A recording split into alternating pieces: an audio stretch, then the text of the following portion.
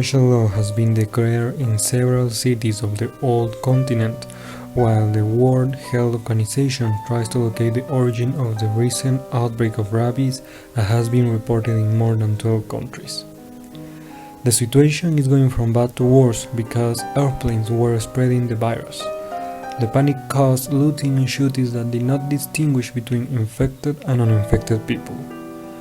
There are also problems in the world powers, as the death of the President of the United States and Russia has been confirmed. This is the scenario shown in World War C, an end of the times caused by an infection that turns people into rabid and violent creatures. The virus that caused this pandemic is very different from anything that we have seen before, because it shows a high reproductive capacity.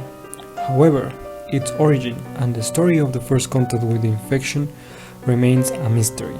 For this reason, I'm going to tell you who started the World War C virus and who is the patient zero. I'm Luca, and welcome to my crypta. The first ones that got affected by the initial phase of the virus were mammals, such as dolphins and whales, as they began to appear dead on various coasts of the world. This confused scientists since the only apparent reason for these deaths was the large increase in CO2 that had been registered lately. Unfortunately, the World Health Organization did not know how to identify the danger posed by this infection at that time, so it did not issue a large-scale warning, and due to the culture of the media, many news channels treated the warning of the zombie plague as another disease. As a result of this, most middle-class people found out about the zombie menace when they start seeing infected bodies trying to enter their cars. Finally, in May of 2014, the news explained that the zombie epidemic was real, generating mass panic and general anarchy. Although the pandemic began in Europe, South American countries were also hit by the plague. In Argentina, the zombies apparently invaded the capital of Buenos Aires. Chile was also attacked, and they even tried to use napalm, which was ineffective. This caused the devastation of the wine-producing regions. In Brazil, the outbreaks began with organ transplant patients who contracted the disease, while in Peru it was learned that some managed to survive by hiding in Machu Picchu and Vilcabamba. In the main story, the name of the virus is never mentioned, since it has many nicknames, but its official name is the SOLANUM virus. The SOLANUM virus begins to transform the host from human to zombie once they enter the body when the brain infects all bodily functions, including those of the heart and lungs, erasing all traces of personality, mercy, or love. The brain only performs minor activities. Once the zombies revive, it only hunt and consume everything that it eats indefinitely without food or rest. You are probably wondering what happens to all the meat that they bite when attacking humans. The truth is that when a zombie consumes an organism, the infected cells do not extract energy from the meat as living cells would, but the meat simply stays in the zombie's digestive tract until it rots or it is expelled. SOLANUM virus is 100% transferable and 100% lethal. However, it is not transmitted by air or water, and it disappears quickly in an open environment. So infection can only occur through direct contact. It is suspected that all animals can detect traces of the virus and almost all the same terror reaction. From ants to whales, all flee in terror of the zombie virus, and SOLANUM is fatal to all creatures, regardless of their size, species, or ecosystem.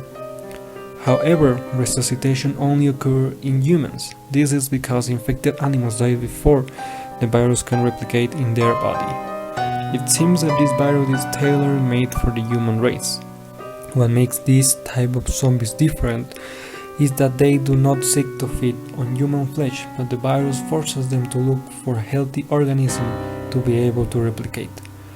That is why after giving a couple of bites to their victims, they abandon it and continue with another. It is also believed that the orcs could have a hive mind, since cases have been seen where the zombies move in only one direction to overcome obstacles. Also, if one of them is eliminated, the horde will become more violent to ensure its survival.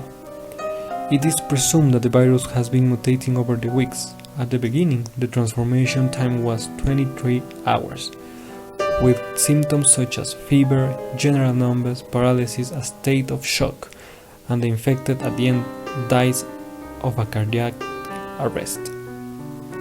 As the days passed, transformations were reported that took from 10 to 15 minutes until finally the virus would have evolved in such a way that it was capable of transforming a person into a zombie in just 12 seconds. Despite the exhaustive search that continues around the world, an isolated sample of the virus has never been found, so the source and most of the abilities of the virus remain unexplained.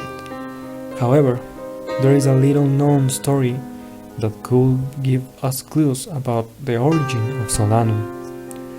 The story is set in the United Federation of China, in a remote village where a doctor who, despite his advanced age and war wounds, continued to serve everyone. One night the doctor was on duty at the local hospital.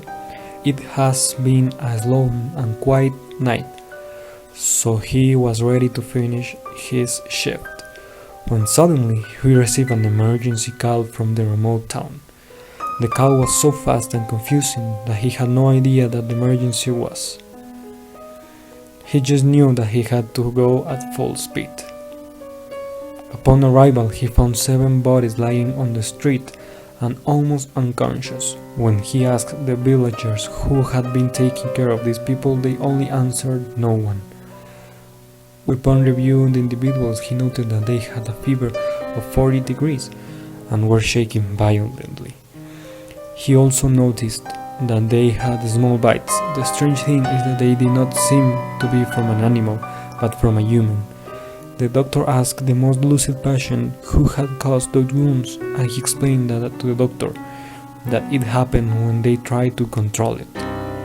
It's here where patient zero appears. Behind a locked door of an abandoned house was a 12-year-old boy full of wounds and tied from the head to toe.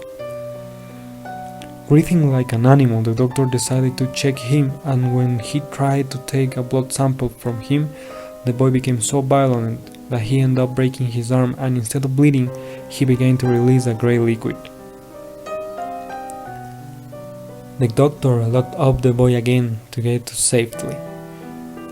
It was then that the little boy's mother appeared to tell what had happened.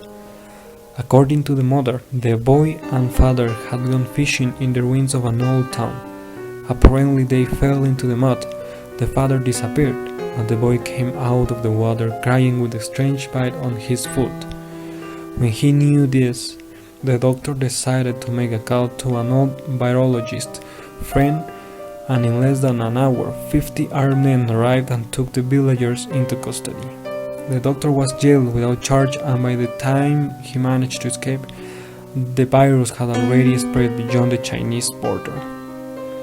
So now we know that it's very likely that the SOLANUM virus patient 0 originated in China and crossed the border because the first infected took around 23 hours to become zombies. There is also the fact that organ trafficking is very strong in the East Asian countries, so it is very likely that many of the donated organs have been from infected people. I hope you have enjoyed this video. If you want me to talk of another kind of virus, let me know in the comments. I'm Luca, and I'll see you the next time.